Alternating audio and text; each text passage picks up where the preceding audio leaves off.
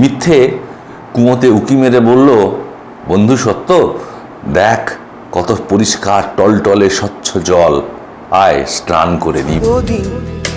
তোমাকে দেখেনি।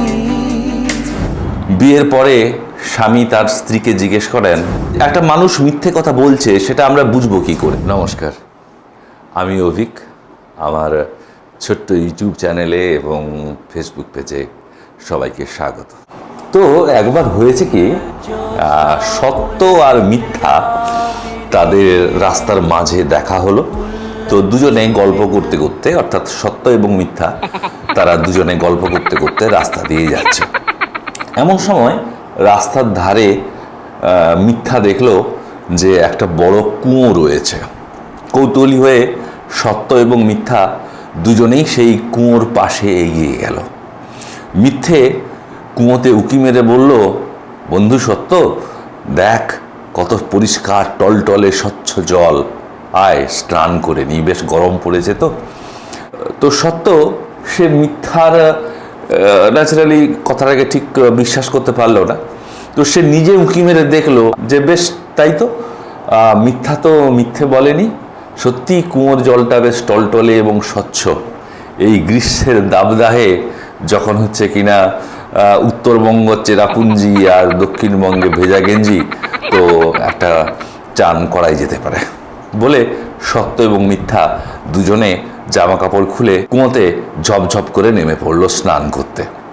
খানিকক্ষণ পরে মিথ্যে সত্যকে বলল, ভাই সত্য, একটু অপেক্ষা কর, মনে হচ্ছে আকাশে মেঘ হচ্ছে, আমি একটু দেখে আসি কুয়োর ওপরে উঠে যে আকাশে মেঘটা এসছে কিনা, তারপরে আবার স্নান করব। সত্য ভাবলো বেশ। মিথ্যে আস্তে আস্তে করে কুয়ো থেকে উঠে পড়লো। উঠেই সে সত্যর পোশাক পরে দে ছুট। এদিকে সত্য বসে আছে মিথ্যার অপেক্ষায়। মিথ্যে আর আসে না। এবারে সত্য তার সন্দেহ হতে লাগলো যে ব্যাপারটা কি। তো নগ্ন গায়ে সত্য কুয়ো থেকে উঠে এসে দেখে সর্বনাশ, সত্যের জামা কাপড় পরে মিথ্যে ভাগলবা হয়ে গেছে, মিথ্যে পালিয়ে গেছে।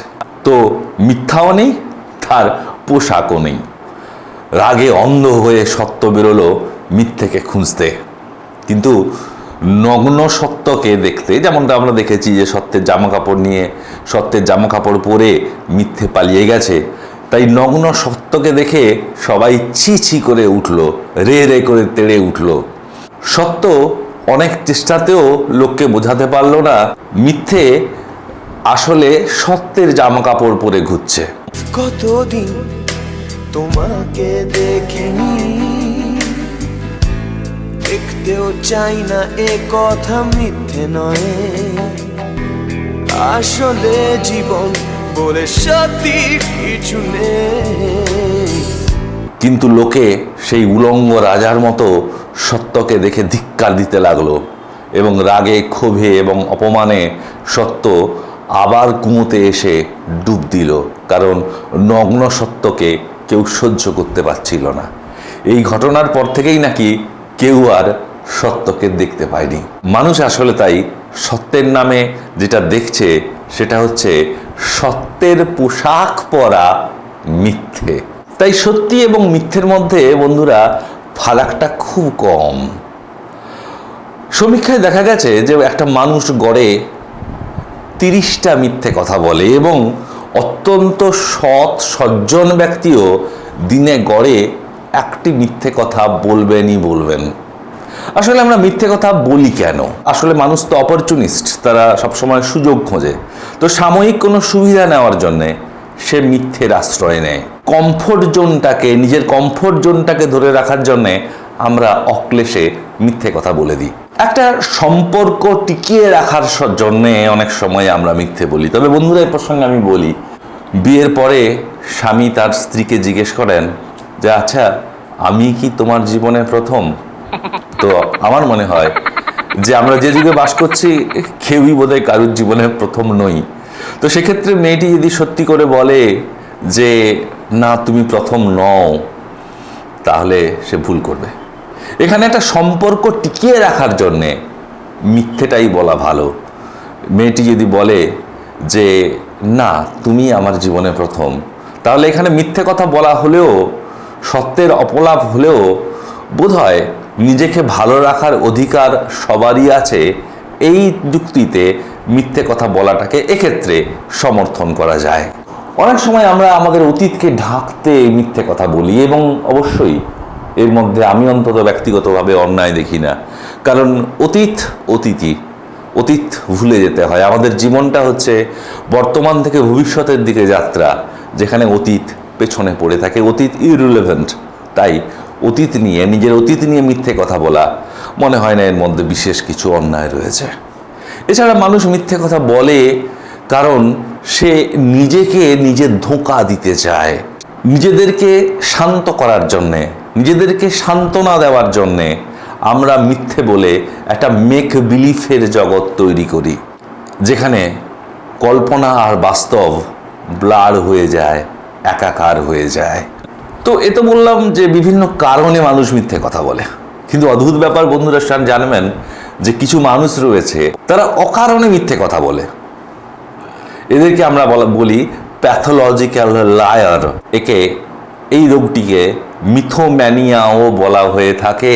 এই প্যাথোলজিক্যাল লায়াররা তারা মিথ্যে কথা বলে, যদি বলেন কেন, কোনো কারণ নেই, এদের কোনো উদ্দেশ্য নেই, কাউকে আঘাত দিতেও বোধহয় এরা চায় না, কারোর ভালোও চায় না, এমনি it has become a part of their life.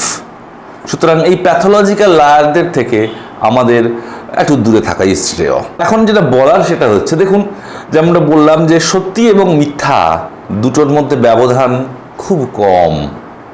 এখন সত্যিকে মিথ্যের নামে চালানো হয়, যার আরেক নাম হচ্ছে পোস্ট ট্রুথ, যেটা অক্সফোর্ড ইংলিশ ডিকশনারিতে 2022 সালের নতুন শ্রেষ্ঠ শব্দ হিসেবে স্থান করে নিয়েছে। একটা মানুষ মিথ্যে কথা বলছে সেটা আমরা বুঝবো কি করে? বন্ধুরা, বোঝার নিয়ম হচ্ছে, একটা মানুষ যখন মিথ্যে কথা বলে সরাসরি তার চোখের দিকে তাকিয়ে থাকুন।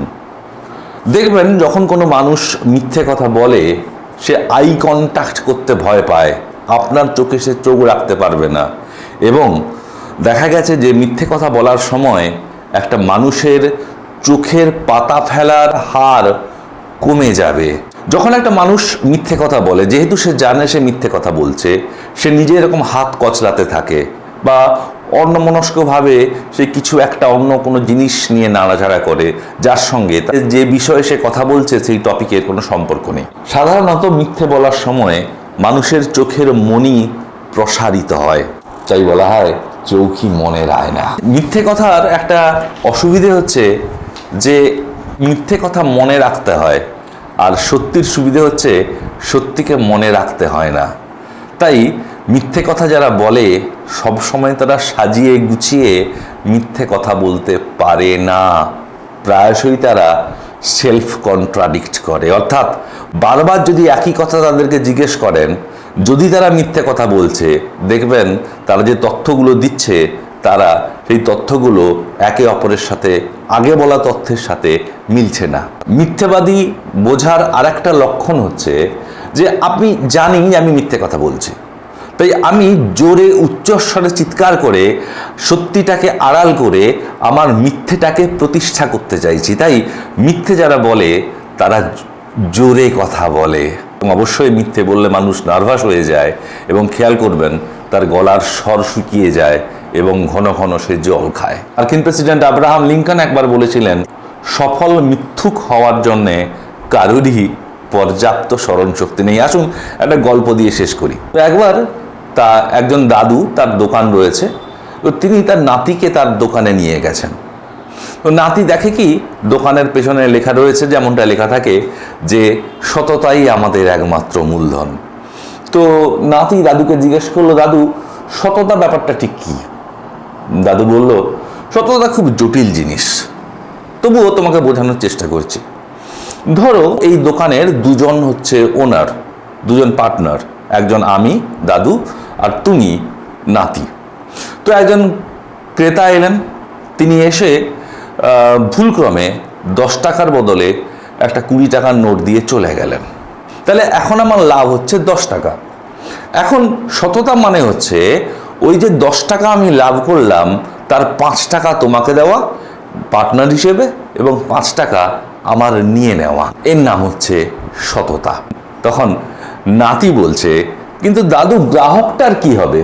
সে তো ভুল করে 10-এর বদলে 20 টাকার নোট দিয়ে আমাদের সততার চোটে বেচারা ঠকে গেল।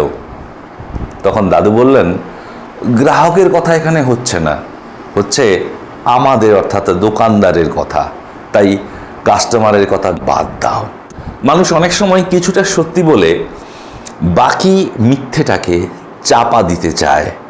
একে রবিনহুড মরালিটিও বলা হয়। যেমন রবিনহুড বিশ্বাস করত যে ধনী লোকেদের থেকে সব কিছু চুরি করে নিয়ে গরিব লোকেদের মধ্যে বিলিয়ে দেওয়া এটা কোনো অপরাধ নয়। এইভাবে সে জাস্টিফাই করত তার মিথ্যেটাকে। এখন রবিনহুড ঠিক, এই দাদুটি যেটা বলছে সেটা ঠিক, নাকি গ্রাহক সে সততার দাম পেল না, কোনটা ঠিক? সত্যি বলছি, এটা ভীষণ জটিল ব্যাপার। তাই রাজবস্ত্র অতীব সূক্ষ্ম। রাজা কাপড় পরে থাকবে না, চোখে পড়ছে না যদিও, তবে রাজা কাপড় পরে থাকবে না এটা হতে পারে না। সত্য আর মিথ্যা জীবনে এমনভাবে মিশে আছে, দুটোকে বোধহয় পুরোপুরি আলাদা করা যায় না।